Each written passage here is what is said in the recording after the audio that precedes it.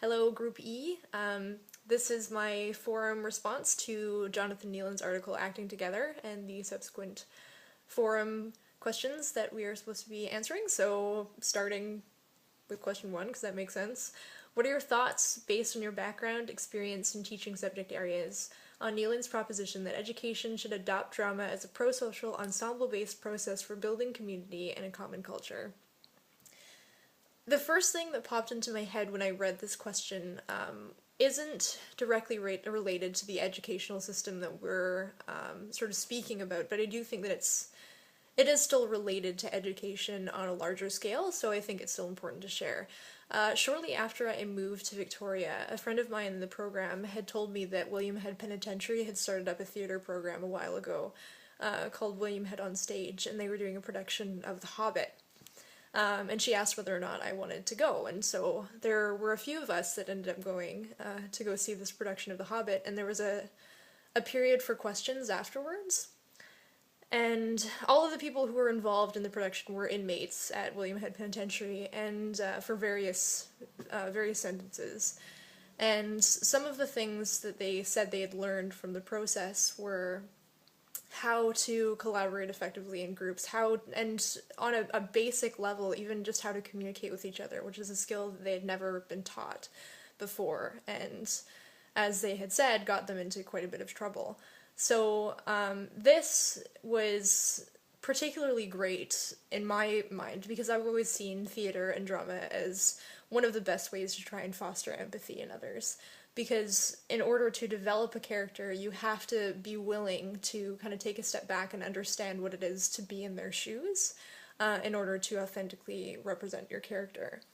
So in the process of doing that, I think, bringing it back to the classroom as well, although our students may not necessarily be inmates, I think the same life lessons need to be applied to them. And, I mean, in some ways it sort of depends on how you view education and whether or not you think that education has a moral component to it.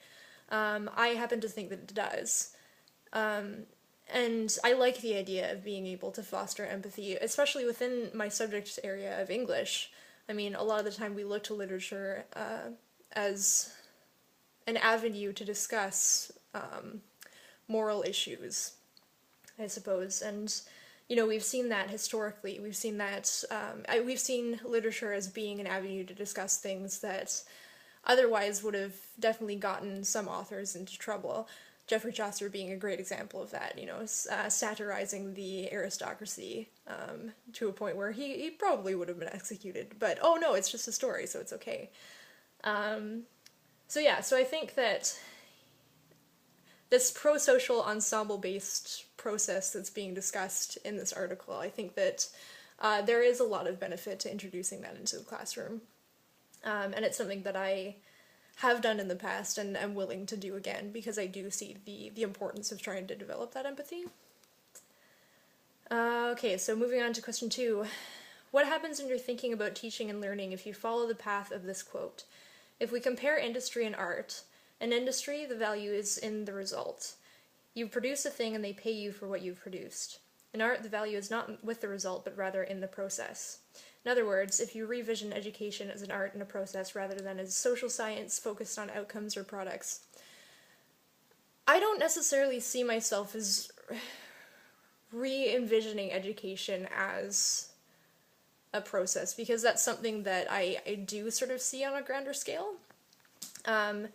Education, I guess I put a lot of stock into this idea of lifelong learning and how we're consistently learning no matter what, even beyond this educational system, this formal educational system that we have been discussing. So to me, education has always been a process, and it continues to be a process. But with the way that we do things, we do have these benchmarks that we need to sort of interact with. So we do have those outcomes that have been given to us by the Ministry of Education that we need to make sure that we hit within our subjects. And we do have a process of assessment which oftentimes does rely on grading the product and not looking too closely at the process. There was one particular statement when it came to assessment that was said to us by a teacher at Reynolds, an English teacher at Reynolds. And he was talking about how he refuses to average out students' marks at the end of the year. And there was one student in my class who was really resistant to that idea and sort of saw averaging as being a fair way to assess. And the teacher's response to him when he questioned was, if you had a kid on a soccer team that didn't even know how to dribble the ball at the beginning of the season and then wound up being your star player by the end, scoring goals consistently, like A+ performance, why would you make him sit out of the final game just because he couldn't dribble at the beginning of the season? So I thought that it was a really interesting analogy and a really interesting way of looking at the idea of the assessment that we have and assessing, this final product and looking at that as being, the end-all be-all.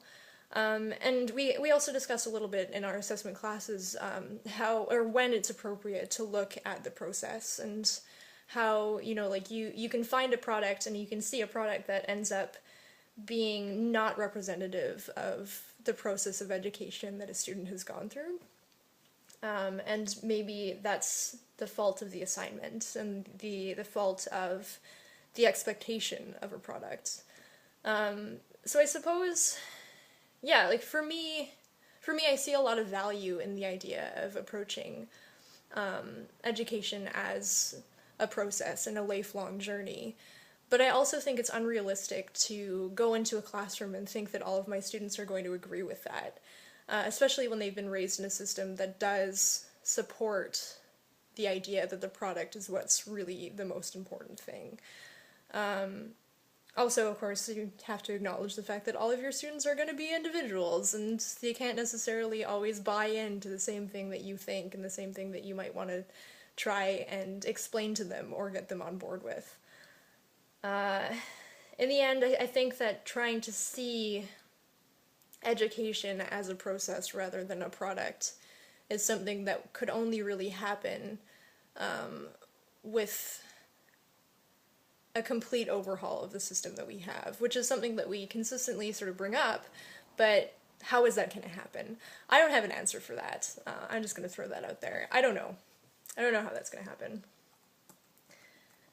Okay, so question 3. What short quote from this article would you like to share and respond to in reflection on how ensemble drama mirrors democratic process?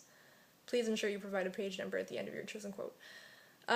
Okay, so the quote that I picked out from this article actually isn't one that's directly from Neilands himself. He ends up quoting John McGrath in this article on page 180. And it's right after he's talking about this Kantian tradition and this idea that art transcends, the muck and murk of everyday life. And then, I guess I'll just read it out here. John McGrath suggests, in contrast, that theater has a role to play in giving a voice to the excluded, in giving a voice to the minority, in demanding the right to speak publicly, in criticizing without fear, and in questioning the borders of freedom. And then this is a quote from McGrath. Theater, of all the arts, surely works at the interface between the creative and the political, calling together audiences of citizens to contemplate their society or its ways. I like this quote in some ways, but I think that it's also it's asking us to look at the democratic process in a very idealized way. And, within democracy, we're supposed to be, a group of citizens that get together and decide the fate of the society based on the needs of the individuals living within said society. And we're supposed to be rational in our decision-making. That's not always the case. That's rarely the case. And maybe I'm being cynical, but in my experience, that's rarely been the case. However, I do think that sort of speaks to the need of art in a society. Because I do think that art and theater in particular, and ensemble work on a greater extent, allows for those questions to be asked and allows for the criticizing of the society in which we find ourselves in a way that is protective, I suppose, and allows for those voices to be heard without ridicule. So, Anyways, this is getting long, so I'm gonna cut it off. Thanks.